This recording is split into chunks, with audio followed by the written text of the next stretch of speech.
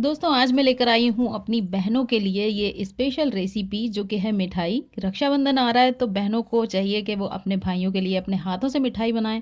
अब इतनी गर्मी में किचन में इतनी देर तो खड़े नहीं हो सकते, तो फिक्र नोट। आप लोगों के लिए मैं लेकर आई हूँ बिना गैस जलाए 10 मिनट में फटाफट से आप ये मिठाई बना सकती हैं और इतनी टेस्टी होती है खाने में कि आपके भाई बहुत ज़्यादा खुश हो जाएंगे और आपके घर वाले भी। एसी में बैठ के आराम से बनाइए। कैसे बनती है चलिए।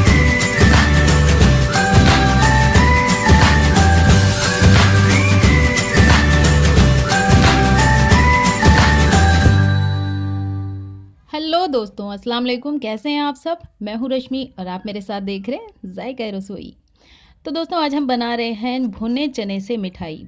भुने जो चने होते हैं, चने में हमें आयरन, कैल्शियम, पोटेशियम और भी बहुत सारे विटामिन मिलते हैं। तो चने हमारी सेहत के लिए बहुत ज़्यादा अच्छे होते हैं। तो आज हम इसी चने की मिठाई बनाएंगे और हर किसी को ये वाली मिठाई बनाकर तो खाना ही चाहिए। तो हमने क्या किया है, यहाँ पर सबसे पहले हमने लिए हैं आधा किलो चने। अब इन आधा किलो चने को हम अच्छे से इस तरह से हाथों से रब करेंगे ताकि जो इनके छिलके हैं वो सारे छिलके हट जाएं। हमें इनके सारे छिलके हटाने हैं, एक भी छिलका बाकी ना रहे, क्योंकि अगर छिलके रह जाएंगे तो फिर क्या होगा, जो हमारी मिठाई बनेगी उसका कलर थोड़ा सा डार्क हो जाएगा। तो इसलिए हमें हाथों से इस तरह से रब करना है और सारे चनों को अच्छे से हमें साफ़ कर लेना है, एक एक छिलका बिल्कुल अच्छे से। तो ये देखिए सारे छिलके चने के बिल्कुल साफ़ हो गए हैं, एक भी चना ऐसा नहीं है जिस पर छिलके लगे हों। तो बिल्कुल क्लियर कर लेना है, एकदम साफ़ कर लेना है। तो अब हम यहाँ पर देखते हैं ये कितने हैं। घर का कोई भी बर्तन ले लें। ये मैंने कॉफ़ी मग लिया है, ये देखिए आप, ये भर गया है, बस बहुत थोड़े से बचे हैं। तो 1 कप भरकर हो गया है ये। आप घर का कोई भी बर्तन ले लें, कोई भी कटोरी, कटोरा, कोई कप, कुछ भी चीज़, उससे नाप लें फिर, क्योंकि इस तरह से हमें मेज़र करने में आसानी रहती है, हर चीज़ एकदम परफेक्ट डलती है फिर। तो अब हम क्या करेंगे, अब हमने यहाँ पर लिया है मिक्सी का जार और मिक्सी के जार में हमने आधे से ज़्यादा चने डाल लिए हैं, थोड़े से बचा दिए हैं। इसका हम क्या करेंगे ये बाद में बताएंगे। और इनका हमने बना लिया है पाउडर। तो ये देखिए चनों का बन गया है पाउडर, बहुत अच्छे से हमने इसको पीस लिया है। और मिक्सी को थोड़ा रोकते हुए चलाएं तो बहुत जल्दी से और एकदम फाइन पाउडर बन जाएगा। तो यहाँ पर हमने फिर से वही बाउल लिया है और हमने एक स्टेनर में इस पाउडर को डाल लिया है। इसको हम छान लेते हैं। छानना इसलिए ज़रूरी है कि इसमें थोड़ा बहुत कोई भी मोटा पार्ट बचा हो तो वो छन कर निकल जाएगा। तो इस तरह से हमें इस पाउडर को छान लेना है। ये देखिए ये जो मोटे मोटे पार्ट्स हैं वो रह गए, इन्हें हमें नहीं डालना। तो हमें बिल्कुल स्मूथ एकदम पाउडर मिल गया है। अब हम वही जार दोबारा ले रहे हैं और उसमें जो बचे हुए चने हैं वो सबसे पहले हमने डाल दिए हैं। और ये एक बहुत छोटी सी कटोरी है, चटनी वाली कटोरी, उसको मैंने भर कर किशमिश ली है। अगर वेट की बात करें तो ये 50 ग्राम है। और 50 ग्राम ही मैंने बादाम ले लिए हैं और थोड़े से बादाम निकाल लिए हैं कटिंग करने के लिए, गार्निशिंग के लिए। और थोड़े से काजू डाल दिए हैं। अगर आपके पास ज़्यादा काजू हैं तो फिर आप उसको कटोरी भर के ले सकते हो। इन सब चीज़ों का भी पाउडर हमने बना लिया है। अगर हम किशमिश का पाउडर ऐसे ही बनाते तो फिर आपको पता है किशमिश तो थोड़ी वैसी होती है, सॉफ्ट सॉफ्ट थी, उसका पाउडर ऐसे बन नहीं पाता। तो इसलिए मैंने थोड़े से चने बचाए थे। तो अब इन चीज़ों को भी हम दोबारा से छान लेते हैं। तो ये देखिए इसमें काफ़ी सारा मोटापन बचा है, लेकिन ये क्या है, ये किशमिश है। तो इसको हम बाहर नहीं निकालेंगे, इसको हम ऐसे ही डाल देते हैं। तो आप लोग जब ये लास्ट वाला पाउडर बनाएं किशमिश डालकर तो उसको ना छानें।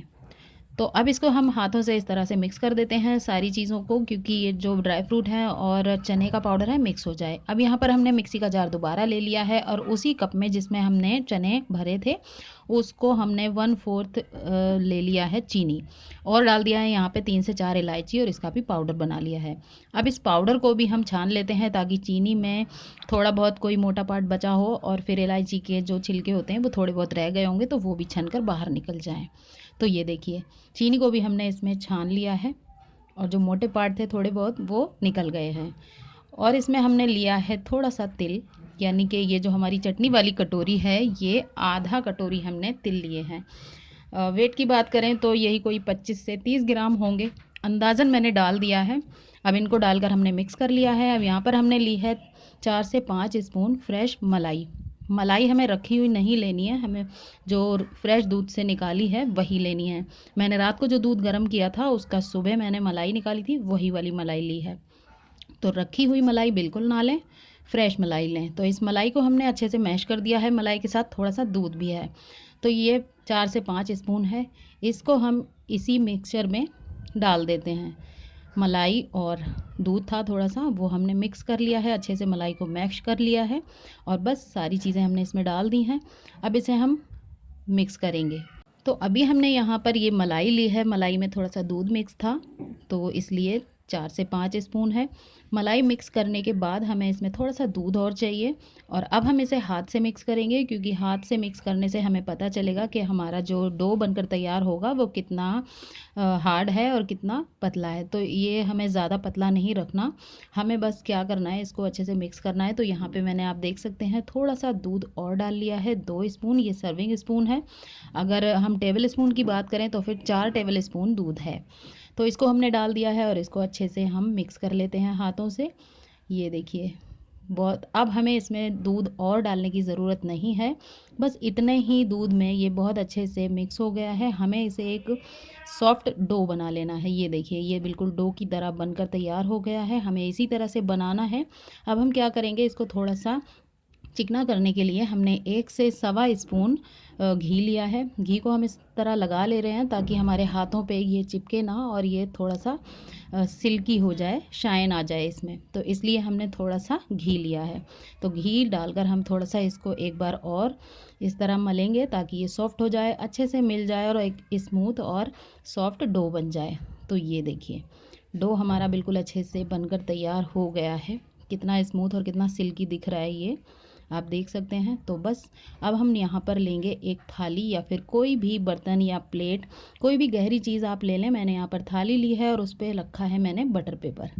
तो अगर आपके पास बटर पेपर नहीं है तो आप कोई भी प्लेन पेपर ले सकते हैं, ड्राइंग शीट ले सकते हैं और उसको रख सकते हैं। तो अब हम इस डो को पूरी थाली में अच्छे से हाथों से दबा दबा कर फैला देंगे। यहाँ पर मैंने थोड़ा सा घी और लिया है ताकि ये ऊपर से अच्छे से सिल्की हो जाए और हाथों पे ना चिपके।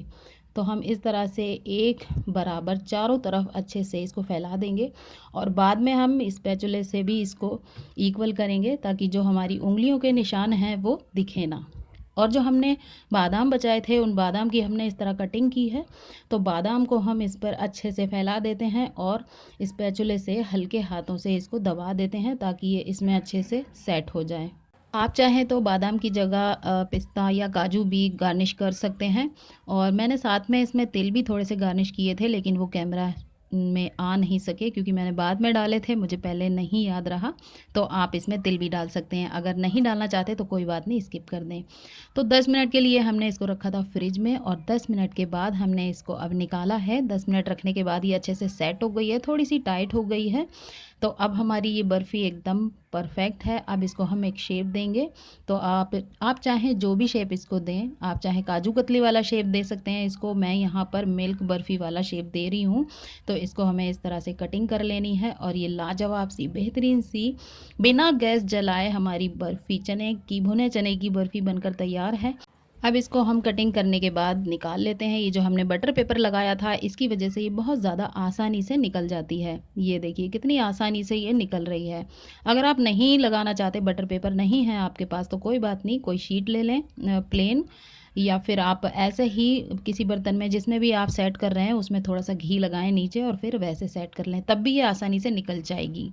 पर क्या है, अगर हम कोई शीट लगाते हैं तो फिर वो बहुत ज़्यादा आसानी से निकल जाती है।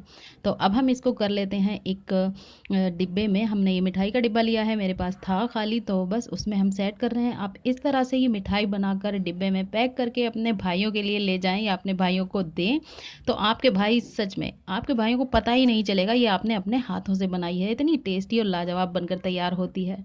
तो दोस्तों, कैसी लगी आप लोगों को मेरी ये रेसिपी? अगर रेसिपी अच्छी लगी हो तो लाइक शेयर कमेंट कीजिए और मेरे चैनल को सब्सक्राइब कीजिए। तो चलती हूँ, मिलती हूँ फिर किसी ऐसी ही सिंपल सी और मज़ेदार सी रेसिपी के साथ। तब तक के लिए अल्लाह हाफिज़, हैप्पी रक्षाबंधन।